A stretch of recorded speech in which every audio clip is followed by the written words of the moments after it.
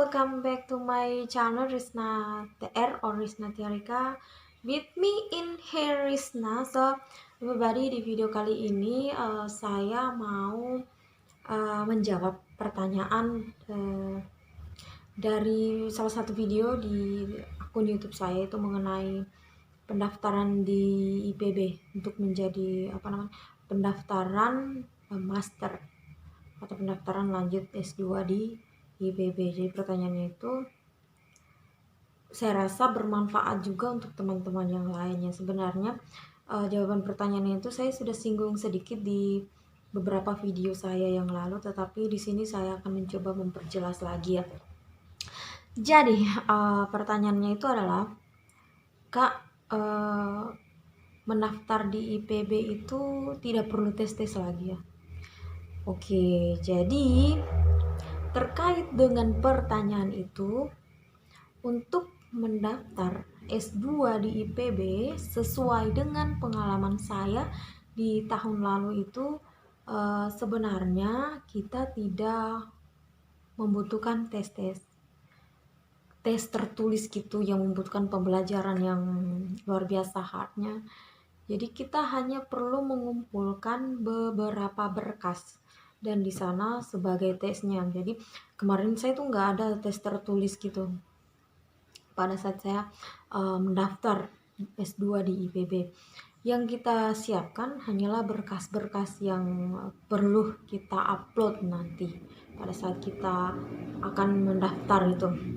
Jadi pertama itu kita mendaftar dulu tanpa upload berkas sama sekali. Kemudian setelah kita mendaftar, di sana kita akan diberi nomor untuk pembayaran. Jadi ada namanya pembayaran biaya pendaftaran. Jadi itu kita membayar dulu biaya pendaftaran di bank. Ada beberapa bank yang digunakan. Kemudian setelah kita membayar, baru kita bisa mengupload beberapa berkas yang kita lengkapi seperti yang pernah saya jelaskan di video saya sebelumnya. Nanti dicek lagi ya berkas-berkasnya itu. Kemudian setelah kita mengupload berkas, kita tunggu pengumuman kita dinyatakan lulus atau tidak. Hanya seperti itu, jadi nggak banyak gitu. Biasanya kan kalau misalnya kita ngambil di fakultas lain itu ada tes tertulisnya, jadi kita harus lulus karena baru dinyatakan lulus. Selain berkas-berkas yang digunakan sebagai persyaratan itu ada tes tertulisnya. Tetapi untuk di IPB pengalaman saya yang lalu sih nggak ada tes tertulis. Hanya saja itu saja berkas-berkas yang perlu kita kumpulkan. Terkait juga dengan TOEFL dan PPA itu kan saya sudah jelaskan di video yang berjudul TOEFL, PPA atau TOEFL butuh nggak di PB, itu kurang lebih begitulah judulnya. Pernah saya sudah upload di video saya sebelumnya, silahkan dicek lagi, di scroll ke bawah ya untuk mendapatkan informasi lebih jelasnya. Oke, saya rasa itulah pribadi untuk mengenai ini pendaftaran itu. Jangan khawatir dengan tes. Kita perlu belajar belajar untuk mencapai kelulusan. Tes ada passing grade tersendiri di PB itu untuk lanjut S2. Tidak ada tes seperti itu, kita hanya menyiapkan berkas-berkas saja seperti itu. Oke, ya itulah.